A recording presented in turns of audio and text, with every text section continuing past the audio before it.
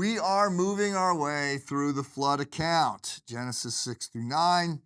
Yesterday we saw how the flood sort of not only hyperlinks to the creation story, which we looked at initially, but also we see it going back to the tabernacle and to the temple in giving us imagery of this microcosm and of the idea that God is faithful in preserving his people.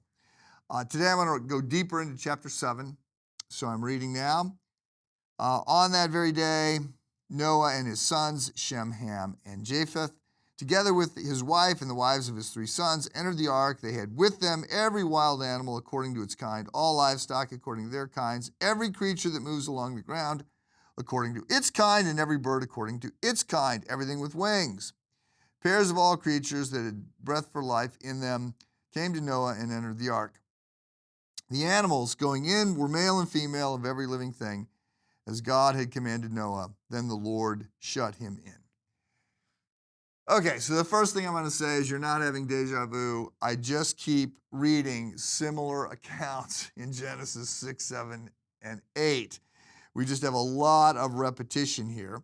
Some scholars think that the repetition is because there's actually 2 flood accounts and they get merged together by somebody after Moses. I don't know.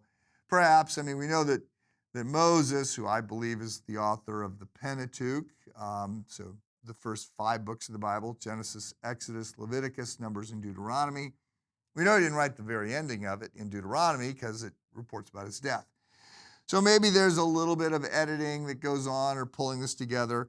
Other scholars, Gordon Wenham and others, have this idea that no, there's not. The repetition is all part of creating this literary, chiastic kind of structure, and we have to pay attention to it to see what God is doing and how these stories get repeated in order to emphasize things.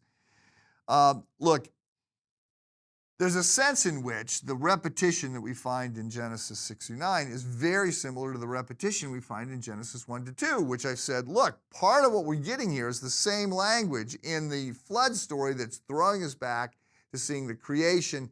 We got creation and then recreation, or decreation and then recreation. So some of this is, we're seeing a repetition of that.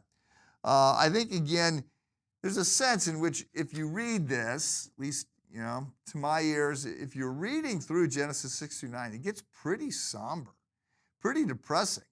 And today's passage ends with that because, you know, life outside of the ark is being wiped out on earth. So let me read this. At the end of chapter 7, the decreation is complete. But everything on the earth is wiped out, people and animals, the creatures that move along the ground, and the birds were wiped from the earth. Only Noah was left, and those with him in the ark. The waters flooded the earth for 150 days.